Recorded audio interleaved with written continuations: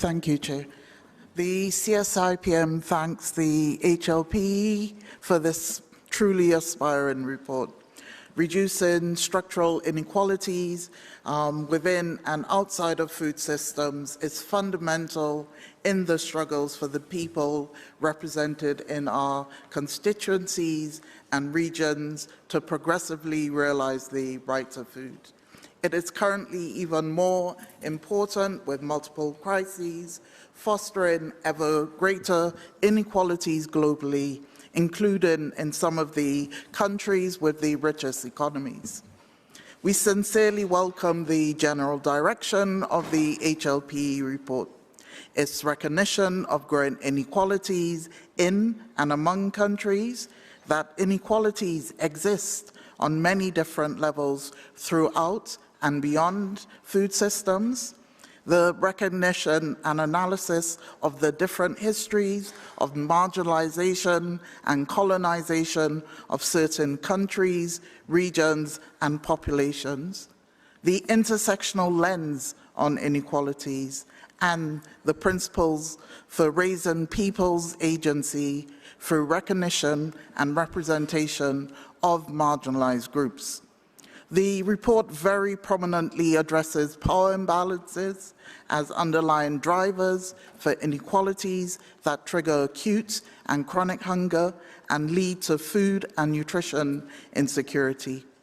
Unequal power dynamics between large food corporations and food producers, market concentration, unfair trading systems, the financialization of food, and the unequal distribution of resources such as land, seeds, and water, as well as compounding factors such as age, gender, indigeneity, race, ethnicity, and caste. With this, we would like to draw attention to some initial priorities of the CSIPM for ambitious policy recommendations, which will be concretized in the coming weeks after further consultation. The understanding of redistribution must be sharpened, which includes a clear focus on access to and control of resources, and challenging free market ideology by implementing regulatory policies. A focus on the most affected by hunger and malnutrition must include the groups of people affected by chronic hunger, as well as people experiencing acute and extreme acute food insecurity, particularly in fragile settings, which is increasing globally. Vulnerable groups, in particular older people and persons with disabilities, must be recognized in proposals. Racial equity policy proposals must emerge from the analysis on racialization and colonization. A human rights-based framework must be ensured to realize rights to food, water, land, housing, social protection, health, freedom of speech, decent work, and workers' rights, as all human rights are indivisible. Without an economic paradigm change, these inequalities cannot be structurally overcome. The important work that has been done by the UN Interagency Task Force on Social and Solidarity Economy, the 2022 conclusions of the ILO Conference on Decent Work and Social and Solidarity Economy, and more recently, the groundbreaking UN General Assembly resolution promoting the social and solidarity economy for sustainable development, which is resolution A/RES/77/281 on the 18th of April 2023.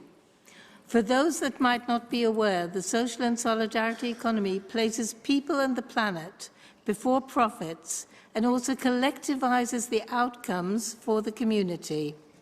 This framework is human rights-based and reaches beyond just food to cover an equitable community approach to land, seeds, water, electricity management, and much more. Furthermore, the FAO 10 elements of agroecology include solidarity and circular economy. Approximately 34 states already have framework legislation on social and solidarity economy. The ILO also considers it as an important means of achieving decent work, and decent work can lead to overcoming many of the inequalities and inequities that we have mentioned. If you can wrap We therefore up, urge states to use this framework in addition to building on foundational CFS policy products, other legislation, processes, and projects. We ask you to be courageous in centering equity in doing this, and to aim to move beyond individual self-improvement to truly transform the power dynamics and structures to overcoming the inequalities into building social, economic, and political equality for all. And our thanks to the panel and to the chair.